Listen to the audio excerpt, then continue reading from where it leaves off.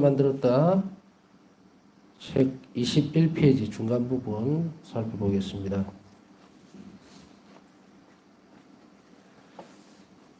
어떻게 대해서 얘기를 할 때는 참 말을 해야 될 것이 많습니다. 그러나 그 중에서도 우리가, 왜냐면은 많을 수밖에 없는 이유가 너무도 많은 영역들에서 이 의탁에 대한 것들이 정립이 되고 나서 많이 배웠으니까 많이 이야기하겠죠. 우리나라에서는 아주 그렇게 썩 좋은 형태는 아니라고 생각이 되지만 그래도 언젠가는 또 많은 이들에게 자배 신학이 또 널리 전파가 안 되겠느냐 이런 생각을 해봅니다. 안타깝기는 합니다. 안타까우면서도 부러웠던 것은 유럽이라는 나라 자체가 참 유럽은 유럽이다 이런 생각이 드는 게 우리가 몰랐던 그런 새로운 부분들을 참 많이 이렇게 가지고 있는 것 같아요. 그래서 그것이 조금 더 우리에게 더 친숙하고 더 넓게, 폭이 넓게 전달이 되었으면 참 좋겠다 싶은 그런 개인적인 바람이 있습니다. 그러나 어쨌든 간에 그러함에도 불구하고 이렇게 좋은 기회들을 하나님께서 우리에게도 주고 있다는 사실을 막 감사하면서 또 그것에 최선을 다해야 되지 않겠느냐는 생각이 듭니다. 자, 이제 예수님은 이 의택의 태도 없이는 어떤 것도 한 자비를 입을 수가 없는 것이다라고 말씀을 하고 있습니다. 그래서 이렇게 견처는 바로 한 자비에 대한 의탁이나 신뢰라고 이제 표현이 되어지죠. 일기 1578번을 한번 더 살펴보면 내 자비 은총은 오직 하나의 그릇, 오직 하나의 그릇. 의탁으로 박은 얻을 수 있다. 의탁의 태도 없이는 이 자비라고 하는 것은 얻을 수가 없다라는 거, 자비 은총은. 다른 은총이라는 게 자비 은총이 있고 다른 은총들도 있느냐라고 보면 그렇다라고 할 수도 있겠죠. 우리가 예를 들면은 내가 기도를 하다가 그냥 큰 덩치 아주 큰 거로 보면 전부가 다 자비 은총이에요. 근데 우리가 소극적으로 좀 본다면은 이런 은총도 있고 저런 은총도 있고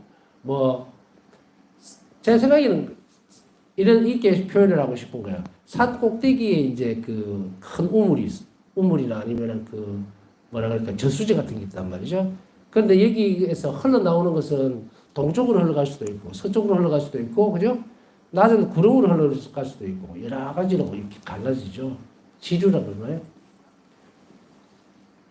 우리가 받아들일 수 있는 은총들은 이쪽 저쪽에서 그렇게 광범위하게 넓게 퍼지지만 그 은총이라는 것이 하나님의 자비라고 하는 큰 샘에서 그냥 흘러나오기 때문에 이것을 우리가 본다면 모든 은총은 자비 은총이죠. 모든 은총은 이렇게 바꿔도 무방하지 않나 싶습니다. 은총이 자비로 인해서 일어나는 것이 은총이지 딴 게 없으니까요. 그렇게 되려면 뭘 해야 되느냐? 의탁의 태도가 분명하게 있어야 된다. 사실 큰 정답을 하나 얻은 것 같은 느낌이 들었습니다. 저는 이 부분을 보면서. 어떤 사람들에게 있어서 어떤 사람들이 면담을 하고 오면서 이런 얘기들을 왕왕 듣습니다.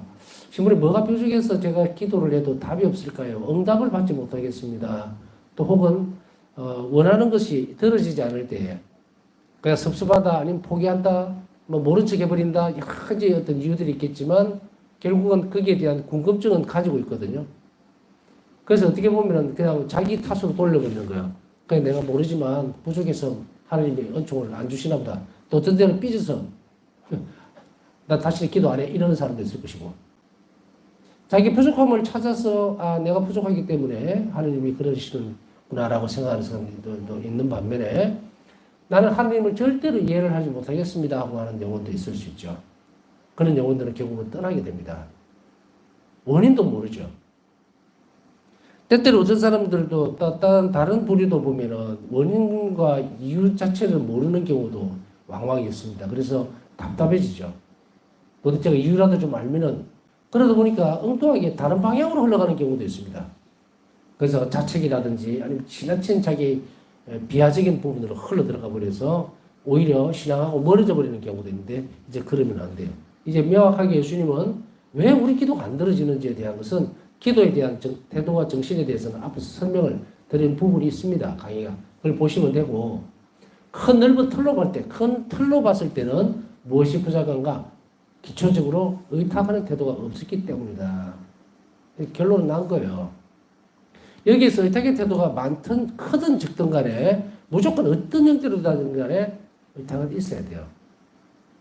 그러고 난 뒤에 그 다음에 기도가 떨어지는 조건이라든지 이런 부분들이 이제 지난번에 기도의 정신에 대해서 태도에 대해서 설명을 해드렸기 때문에 그걸 참고하시면 되고, 그것보다 이전에 그러한 것 이전에 먼저 생각해야 되는 것은 의탁의 태도가 분명히 있어야 한다. 하나님의 선한 것에 대해서 조금이라도 의탁하는 태도가 있어야지. 최소한의 것이라도 있어야 돼요. 그것이 없이는 자비언증을 입을 수가 없다. 그 자비언증을 못 입는다는 건 뭡니까? 기도를 해도 안 들어진다는 얘기겠죠. 자, 이제 답은 다 풀어드렸습니다. 의탁의 태도는 바로 예수님께서 우리를 신뢰할 수 있도록 만들어줍니다. 그래서 예수님은 일기에서 지난 시간에 말씀드렸죠. 신뢰할 수 있다. 그리고 그들이 원하는 것은 다 들어주겠다. 예수님이 나를 신뢰해야 돼요. 내가 예수님을 신뢰한다고 아무리 떠들어봐야 소용없고, 물론 아무 필요가 없는 것은 아니죠. 예수님의 신뢰에 대해서 내가 답이어야 돼요. 내가 문제가 돼서는 안 된다는 이야기예요. 내가 문제를 내고 예수님이 풀도록 놔두는 게 아니라 예수님 대신 문제를 내가 풀어야 돼요. 그렇기 때문에 이것이 바뀌면 안 됩니다. 많은 사람들이 기도 생활이나 영성 생활 실패하는 이유는 이걸 바꿔버립니다. 그래서 마치도 나는 하나님께 대한 신뢰가 충분한데 왜 예수님은 내 기도를 안 들어주는가? 라고 했을 때 이걸 살짝 뒤집어 보면 어때요? 예수님 나를 못 믿는 거예요. 그러면 이렇게 볼 수 있죠. 네 태도를 한번 봐라. 내가 너를 어떻게 믿냐? 그러면 저는 어떻게 믿으면 됩니까? 라고 한다면 그것은 신뢰 의탁의 태도를 가지면 돼요. 그 키워나간다 그랬죠. 점점. 예수님은 그래서 이 의탁의 태도가 모든 사람들이 가지기를 원했다. 간절히 바라셨다. 이제 예수님은 이 시대에 있어서 자비신심을 전파하시면서 핵심적인 부분들, 그것을 의탁이라고 얘기합니다. 자비와 의탁. 그랬을 때 바사 성령에게 널리 이것을 전파해야 된다. 전해야 한다. 이 말은 뭡니까? 그전까지 수없이 많이 흩어져 있던, 아까 말씀드렸잖아요. 위에서 산 정상에서 내려오는 그 물줄기만 보지 말고 제 정상까지 올라가야 돼요. 그래서 생명의 샘으로 가야 합니다. 그래서 그 은총의 샘, 은총이라고 하는 자비의 바다입니다. 그것을 내가 얻기 위해서는 반드시 의탁의 태도가 있어야 한다. 의탁의 태도가 클수록 우리는 하나님 앞에서 예수님께 큰 권리를 갖는다 그랬죠. 그래서 의탁하는 사람에게 있어서는 예수님이 그걸 거절할 수 있는 폭이 점점 줄어듭니다. 그래서 바울사 성령에게 예수님이 이런 말씀하시죠. 너는 나에게 완전하게 의탁하기 때문에 내가 너에게 자비를 안 베풀 수가 없다. 베풀지 않을 수가 없다. 그만큼 그러면서 또 무슨 말씀하냐면 너는 내 안에서 큰 권리를 갖는다 이랬어요. 자비를. 그래서 바울사 성령과 자비를 베풀어 주십시오라고 했을 때 예수님은 안 들어주실 수가 없는 거예요. 자, 그럼 우리 입장으로 들어가 봅시다. 여러분들은 자비를 베풀어 주십시오라고 했을 때에 그때 자비를 입었습니까? 안 입었다고는 못하겠죠. 저도 그렇습니다. 여러분들이 그 자비를 입지 않았다는 얘기를 할 수가 없어요. 경험들이 작든 크든 다 있었을 겁니다. 그랬을 때에 어떤 때는 들어지고 어떤 때는 안 들어질 때도 있을 때, 안 들어질 때는 포기하고 들어질 때는 주님께서 내 기도를 들어주셨다 이렇게만 넘어갑니까? 그게 아니죠. 하느님에게서는 전부여야 됩니다. 기도의 정신에서 기도에 대해서 강의할 때 그 부분이 하느님께서 들어주시지 못하는 경우는 어떤 경우가 아니라 악한 걸 청할 때, 또 악한 방법으로 청할 때, 하나님 뜻과 반대될 때, 하나님 뜻에 맞지 않을 때, 이때는 안 들어준다. 쭉 열심히 공부하신 분들은 제가 무슨 얘기하고 있는지 금방 알아들었을 것이고, 이제 들어오신 분들은 저게 무슨 소리야? 라고 또 얘기를 하니까, 할 수도 있으니까 그런 분들은 앞에 가셔서 열심히 또 공부하시고 오시면 그때 그 얘기 있구나 갖고 알게 되니까. 자, 이제 갈래는 나왔습니다. 내 기도가 떨어지지 않을 때 시몬이 어떻게 해야 됩니까? 라고 했을 때 당신은 의탁의 태도가 부족해서 그렇습니다. 라고 얘기해 줄 수 있다. 이것은 내가 아니라도 이제 여러분들도 얘기를 해줄 수 있겠죠.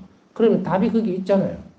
그러면 이제 그럼 어떻게 하는 게 의탁을 하는 겁니까? 라고 하면 그때는 이렇게 강의로 오라 그러세요. 들으라고. 어떻게 하는 게 어떻게 키워나가는 완전히 뭐 정답을 다 깔아놨잖아요. 이제 거기에 대해서 의문을 가지고서 우왕좌왕할 필요는 전혀 없어요. 이 시대에. 그러니 여러분들이 이제 추구하는 것은 무엇이 해야 됩니까? 어떻게 하면 의탁의 태도를 키워갈 것인가? 깊이 할 것인가? 그것입니다.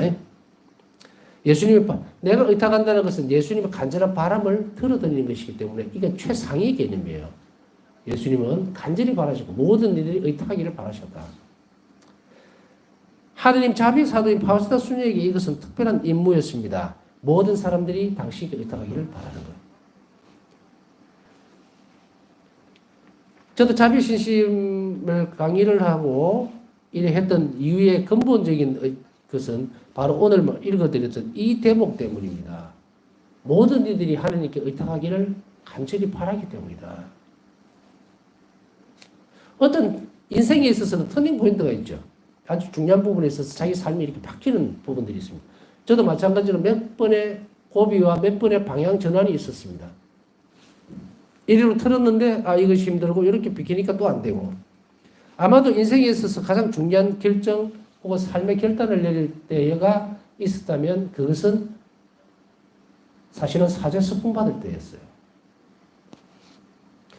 신학교 들어갈 때는 철이 없어서 그냥 좋아 보여서 사실 제 눈에는 보니까 우리 학사님이 다 인물도 잘생겼는데 그때 잘생겼는데 그 방학 때만 되면 이 검은 양복에 넥타이 딱 이렇게 메고 항상 미사 참여하고 그 다음에 그때는 이제 광주 신학교니까 지금은 이름이 바뀌었죠. 광주 가톨릭 대학으로 그때 대건 신학교였는데 대건 신학교의 그 배지 여기 다는 배지가 빨간색이었어요. 제 기억에는 여하튼 그게 너무 좋은 거예요. 잘 어울려. 그래서 신학교 가면 저렇게 다닐 수 있는가 보다 하는 그것도 와닿았고 그 다음에는 어쨌든 복사를 국민학교 3학년 때부터 고등학교 때까지 계속 해놓으니까 또 대대 옆에 있는 게 좋은 것 같기도 하고 여하튼 여러 가지 이유로 해서 들어갔기 때문에 좀 혼재대가 있었으니까 그때가 내 삶의 방향 전환을 했다고는 생각이 사실은 잘 안 듭니다. 물론 핸들을 약간 꺾기는 꺾었어요. 그렇지 않다면 저도 뭐 결혼해서 자녀들 출산해서 그죠? 자식들 키우고 이러고 있겠죠. 근데 그게 그렇게 보면 삶의 어떤 부분이 약간 바뀌어버린 거는 사실이에요. 여러분들 기차가 쭉 달리다 보면 철로에서 방향을 바꿀 때 보면 이렇게 뭐 자동으로 요즘은 되는 모양인데 수동으로 이렇게 딱 돌리면은 기차 선로가 바뀌죠. 이렇게 직진을 해야 되는데 만약 이쪽으로 가는 방향이라면 이렇게 털어놓으면 기차가 그쪽 길로 가죠. 그쪽 길로 가는 그것에서 가장 중요한 몫은 아마도 사제 스품 받을 때 결단을 내리는 부분들이었을 거라고요. 앞으로 살아낼 수 있을 것인가. 그게 이제 한 번이었고 그 다음에는 사제로 살면서 이 사제 생활의 끝은 무엇일까라는 것에 대한 물음표. 사제는 누군가라는 그 물음표의 정답은 자비로운 사람이어야 된다. 예수 그리스도를 닮아서 늘 하나님께 다가가고 이웃에게 자비로운 사람이 되어야 한다는 것이 맞구나. 그러면 사제는 일반적인 이게 형태예요. 예수님께서 그리스도인들이 부르셨을 때 그러면 사제는 누군가?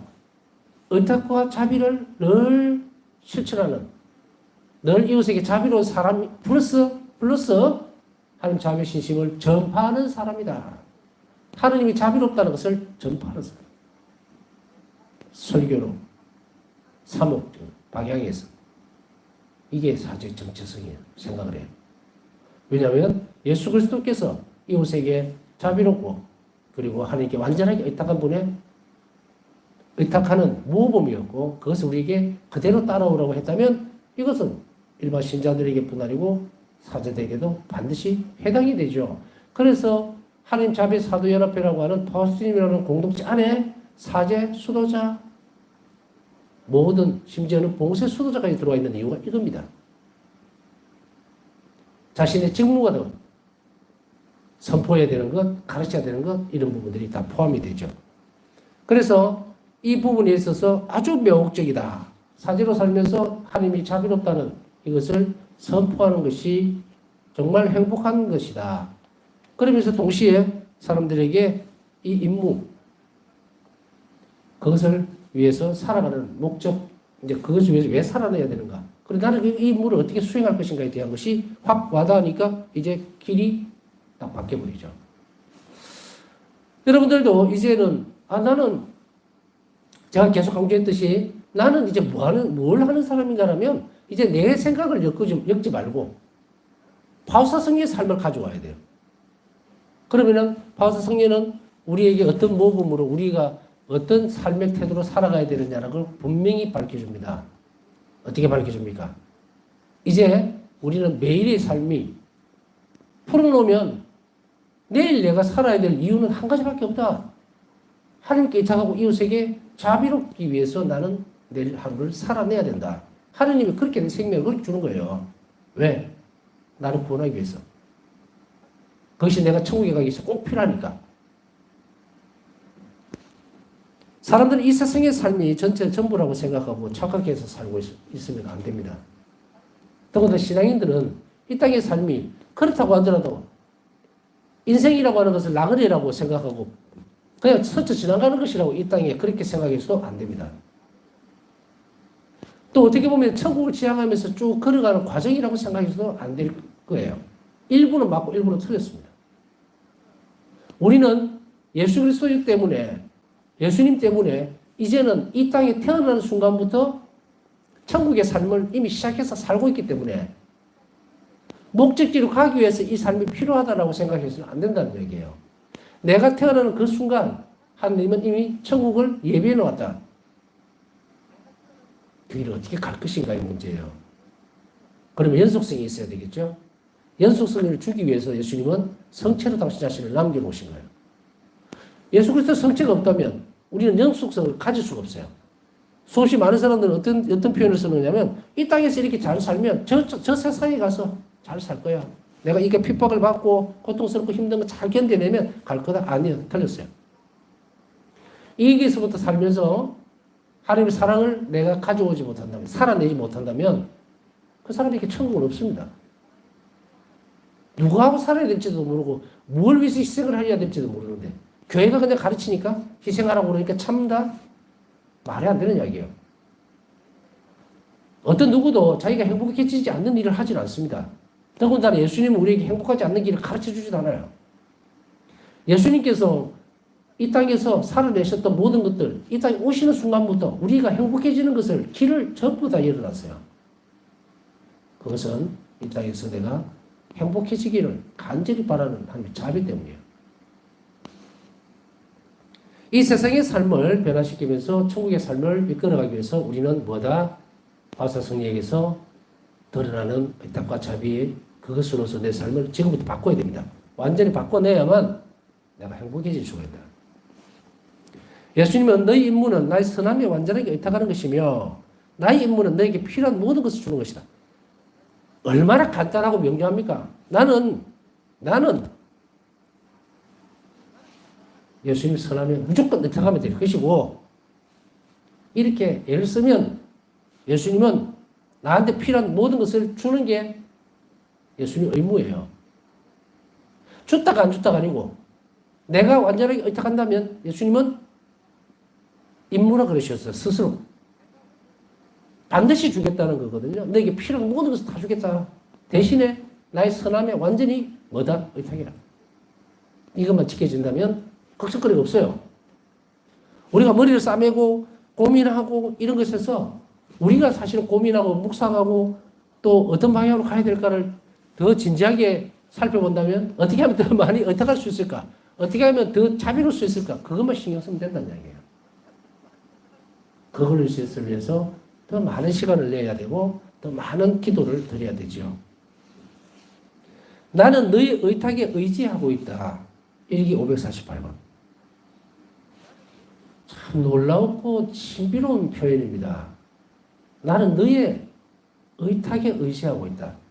네가 나에게 의탁하지 않으면 난 너에게 자비를 베풀 수가 없고 또한 동시에 너를 통해서 다른 사람에게 자비를 베풀 수도 없다. 이 말은 뭡니까? 그 영혼들을 구원하지도 못한다는 이야기예요. 하느님이 불가능해서 그렇습니까? 아닙니다. 스스로 원하셔서 그런 거예요. 하느님에 대해서 우리가 살펴볼 때에 예수님이 부족하거나 불가능해서 못 하시는 것이 아니에요. 완전한 자비는 동의가 있어야 돼요. 그것도 자발적인 동의가. 그래야만 구원이 완성이 되는. 하느님이 이 방법을 선택을 하신 것뿐, 능력이 부족해서 아니면 다른 것이 없어서 그런 게 아니에요. 인간을 너무 사랑하기 때문에 어려운 방법을 선택하신 거예요. 그렇지 않는다면 복잡하게 이렇게 할 거 뭐 있어요? 싹 없애버리고 새로 만들어 보면 되지. 말 잘 듣는 인간 만들면 되잖아. 근데 하느님의 완전한 자비의 신비 안에서는 이것이 없다는 거예요. 마귀는 미쳐 날뛰면서 온갖 것을 다 자기 능력으로 하듯이 막 이렇게 옷 이기고 막 부추기고 그러죠? 하느님에게 완전한 건 그런 게 없어요. 그렇기 때문에 하느님의 사랑은, 또 자비는 스스로 완전하게 의지적으로 따라올 때, 그때 구원이 시작된다고. 구원이 시작된다는 말은 그 전까지 구원이 시작이 안 됐다는 이야기가 아니고 다른 이들에게 영혼을 구원하는 그 이야기를 하는 겁니다. 오해하면 안 돼요. 그래서 이 사람이 한 명이 완전하게 의탁한다면 예수님은 그 사람에게 자비를 베풀 뿐 아니라 그 통로를 통해서 다른 사람들을 구원하시게 된다는 이런 이야기입니다. 그렇기 때문에 의탁에 의지하고 있다는 말은 역설적으로 우리가 하나님께 의탁할수록 어떤 놀라운 일이 변화가 생기느냐? 그것은 바로 당신의 자비를 사람들에게 전달해 줄 수 있는 거예요. 은총이 흘러나갈 수 있도록 해준다.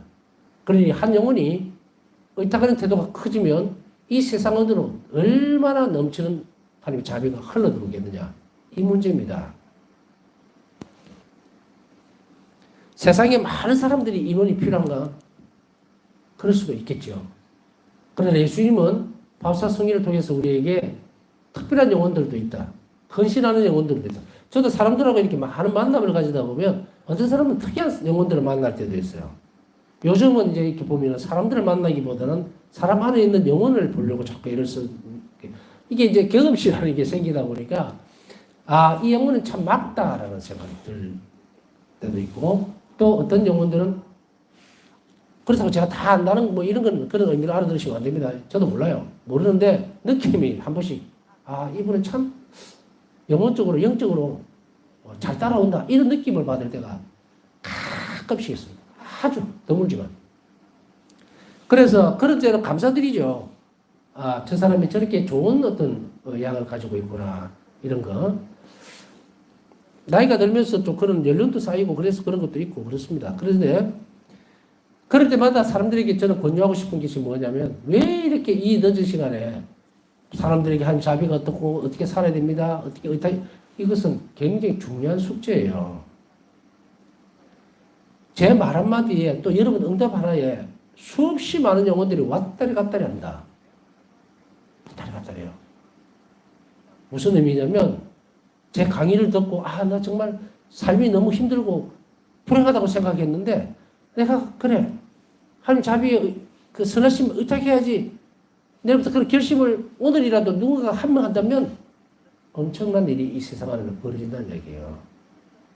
왜냐하면 그 영혼을 통해서 그 결심을 통해서 하나님은 뭐를 줄 수 있다? 이 세상에 자비를 흘러보낼 수가 있다. 존재하실 수가 있다. 세상 다 뒤집어지고 다 바뀌어요. 이런 영혼들이 필요한 거예요. 이런 영혼들이. 절망하지 않고 그래도 내일 그래 하나님 선하시니까 나 믿고 살아봐야지. 하나님 반드시 도와주실 것이야. 내 처지로서는 이제 나를 믿지 않고 하나님 도움을 청하면서 간절히 바라면서 내일 또 하루 시작해보자 라고 결심하는 순간에 어떤 일이 벌어지냐. 하나님은 그것을 보고서 자비를 베풀어 줄 수가 있어요. 그 사람 환경이 바뀌게 되겠죠. 근데 꼬물꼬물하면서 긴가민가 해가면서 의탁하는 것도 아니고 아닌 것도 아니고 쭉터박도 아니면 왔다리 갔다리 하면 이게 실행이 안 돼요. 실행이 안 돼요. 그렇기 때문에 이것을 여러분들 자꾸 연습하면서 전에도 말씀드렸지 주변에 내가 의탁했을 때와 의탁하지 않았을 때의 그 간격을 한번 여러분들이 자꾸 보려고 애를 쓰셔야 돼요. 그래서 어떤 데는 이상하네. 이런 일이 왜 생겼지? 참 좋은 일이 생겼는데 이거 내가 한 거 아닌 것 같은데 뭐 이런 신앙적인 어떤 움직임이라든지 아니면 자기 자신의 내면적인 변화들을 살펴보다 보면 오늘은 내가 하나님께 내가 맡기고 그리고 주님께서 시키는 대로 내가 해야 되겠다 이렇게 한 그날은 뭔가가 바뀐 것 같고 이럴 때에 그런 것을 자꾸 익혀가면서 우리가 의탁하는 태도가 점점점 커지게 된다는 거예요. 그러면은 내뿐 아니고 그런 결심을 하고 실행을 하는 나를 통해서 많은 영혼들이 구원받을 수 있다면 우리의 삶은 참 많은 보상을 받을 준비가 되어 있습니다. 의탁하는 사람이 없으면 하나님 자비가 전달이 안 된다라고 하는 거예요. 결론적으로는. 그렇기 때문에 여러분 가운데 누군가가 어려운 상황에서 또 의탁하게 하고 본인이 의탁해도 돼요. 또 옆에 있는 사람들에게 정말 아버지의 선하심에 대해서 말해주고 그래 너무 절망하지 마. 분명히 하나님은 선하신 분이니까 네가 믿기만 한다면 너가 하나님께 내놔라. 그걸 받아들여라. 아버지의 선함에. 그래 의탁해라. 그러면은 그 일이 변화가 있을 거다. 이걸 가르쳐 준다면 세상은 참 놀라운 변화를 가져오게 된다는 이야기입니다. 하나님께서 존재하시지 못하니까 불행한 거예요. 전쟁이다 아니면 조건 없이 어떤 정말 많은 어떤 이유 없는 그런 죽음들이라든지 혹은 불행한 일들이라든지 사건들이라든지 이런 것들. 지금 여러분이나 저나 같은 시대에 살고 있지만 보세요. 전 세계가 막 온갖 질병에다가 온갖 어떤 자연재해는 다 지금 맞닥뜨리고 있죠. 누군가도 지금 이 시대에 보면서 뭐라고 얘기를 할 수 있을까? 우리나라도 마찬가지죠. 기후변화가 너무 심해지고 이제 출렁거리는데 이게 옛날에는 이러지 않았던 것들 왜 지금 이럴까가 문제가 아니고 제가 볼 때는 신앙적으로 진단해 본다면 하나님께 의탁하는 사람들이 줄어들었다. 아니면 줄어들었다는 말은 뭡니까? 하나님께 자비를 타는 사람들이 줄어들었다는 얘기예요. 그러니까 기울기가 어떻게 됩니까? 기울어지죠. 기울어지면 어떻게 돼요? 형평이 안 맞는 거죠. 악이 활동을 해버리니까 너무 많은 악이 설쳐버리니까 모든 재앙들은 다 가지고 들어오겠죠. 이러함에도 불구하고 우리가 하나님께 자비를 청하거나 의탁하지 않는다면 인류는 어떻게 되겠어요? 이것 때문에 예수님은 이미 오래전에 바울서 승리를 통해서 인류의 치유책으로 내놓은 것이 하나님의 자비의 신심이에요. 우리 개인이 성화된다는 것은 바로 인류의 괴로움이나 고통들도 드러낼 수 있다는 것이기 때문에 우리는 이것을 잘 살아내야 됩니다. 아까 제수일에 대해서 얘기했지만 제수일을 지나고 이제 사순시기를 지내는 우리의 태도는 이제 어떻게 바뀌어야 될 것인가? 보면은 담배를 끊겠다, 술을 끊겠다. 그거 끊는 게 그거는 희생도 아니고 아무것도 아니에요. 악습이잖아요. 내가 막 술에 취해갖고 가정을 돌보지 않는다 이런 건 악습이거든. 그러니까 잘못된 습관들일 수도 있고 잘못 길들여진 부분일 수도 있고 그러나 그것을 가지고서 어떤 사람이 자기가 앉아갖고 혼자서 계속 다른 사람에게 피해를 안 주고 술을 먹고 이런다면 누가 뭐라 하겠습니까? 잘못된 것도 없는데 남에게 피해가 안 주는데요. 문제가 생길 때는 뭐가 되겠지만 여하튼 그것이 좋다 나쁘다를 논하는 것이 아니고요. 어떤 때는 그런 사람들이 보통 사순 시기 때 되면은 담배 끊겠다, 술 끊겠다 이런 사람들이 나중에 사순 지나고 나면 담배도 더 많이 펴버리고 술도 더 많이 마시고 그래서 더 어렵게 지냈습니다. 이런 하소연들을 많이 하더라고. 왜냐면은 뭔가를 내가 결심하면 어려워져요. 왜냐면 어둠이 확 돌아버리잖아요. 방해를 하죠. 우리가 뭔가 희생으로라는 이름으로 내놓으면은 적시로 그런 것들이 들어오게 됩니다. 근데 이번 사수시기는 그러면 어떻게 지내면 좋은가? 의탁하는 태도를 키우는 것은 힘듭니다. 십자가예요. 제가 볼 때는. 의탁을 전혀 하지 않았던 사람이 방향을 틀려고 그러면 잘 안 됩니다. 그것이 오히려 하나님 보시기에 훨씬 더 희생에 가까운 것이 될 거예요. 그래서 여러분들이 사수는 오히려 이웃에게 자비로운 태도와 의탁하는 태도를 키워가는 그것으로 인해서 하나님의 자비의 신비에 가까이 갈 뿐 아니라 예수님의 순환에 동참하는 의미가 된다면 이것이 더 맞을 거다. 훨씬 더 가치 있는 일이다. 그래서 이번 사수시기는 그렇게 했으면 좋겠다라는 조언을 드리고 싶습니다. 자, 결국 의탁, 신뢰함, 신뢰 정신이란 그럼 무엇을 얘기하는가? 파사순의 글에 대한 신학적 분석에서 루지 신부는 이것을 망덕 자체만의 문제가 아니라 희망이죠. 신뢰합니다, 의탁합니다 하는 것은 그냥 희망적으로 바라보고 있는 그것만의 문제가 아니라 의탁하는 태도의 문제다. 다시 말해서 하나님께 무한히 의탁하기 위한 조건인 특성을 갖추는 문제라고 얘기를 했습니다. 이것은 저는 믿습니다 하고 희망적인 부분이 아니고 실천적인 부분이기 때문에 무엇을 해야 될 것인가라는 것이에요. 의탁이라는 것은. 그래서 의탁은 그냥 아까 얘기했던 희망적인 부분으로 미래에 대한, 천국에 대한 그리움, 희망, 바람이죠. 그걸로 그치는 것이 아니고 그거 하나의 문제가 아니고 다른 특성들과 더불어서 가야 되는 문제라는 거예요. 그것이 어우러져서 드러내는 것이 의탁의 태도지 나는 믿어요. 좋게 되리라는 것을 나는 아버지의 선하심 믿습니다. 그런 걸로 끝난 립서비스로 입으로 끝날 문제가 아니라는 이야기예요. 의탁을 하기 위해서는 다른 특성들이 따라와야 된다는 이야기죠. 그래서 의탁하기 위해서는 이런 조건들이 있어야만 의탁의 태도가 갖추어집니다. 그것이 바로 지금 다 설명은 이제 시간 다 돼서 못하는데 신망의 3덕뿐 아니고 도덕적인 특성까지 다 갖추어질 때 의탁할 수가 있다. 신덕, 망덕, 애덕뿐 아니고 믿음, 소망, 겸손, 통해 이것이 있을 때에 예수님에게 의탁할 수가 있어요. 통해 의탁할 수 있죠. 겸손한 영혼은 어디로 갑니까? 겸손하다는 것은 하나님께 순명하는 것이기 때문에 순명하는 태도는 뭐예요? 내 것이 없어요. 그러니까 의탁하게 되죠.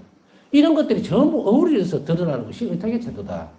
이 특성이 커지면 의탁의 태도가 커지는 거고 이 특성 중에 한 개만 갖고 있으면 의탁의 태도가 어떻게 됩니까? 줄어들죠. 그렇기 때문에 우리가 이제 배워야 되는 것은 바로 의탁의 태도가 무언가에 대한 것. 그것을 다시금 복습 겸 이미 의탁의 학교를 배우셨던 분은 복습을 해야 되는 것이고 처음 듣는 분은 처음 듣는 듯이 따라오시면 돼요. 그래서 우리가 내 나름대로 자기 방식대로 하나님을 사랑해서는 안 된다. 그래서 아까 얘기했듯이 사순을 지내는 태도도 그냥 우리가 뭐 어떤 한 형태를 내가 정해서 이런 것을 내놓는 것보다는 하나님이 바라시는 것을 우선적으로 실천해 나가는 것이 더 바람직하고 좋다라는 것입니다. 남은 시간 묵상하면서 오늘 또 기도 정하신 분들 원희가 꼭 이뤄줄 수 있도록 함께 묵상 중에 기도해 주시기 바랍니다.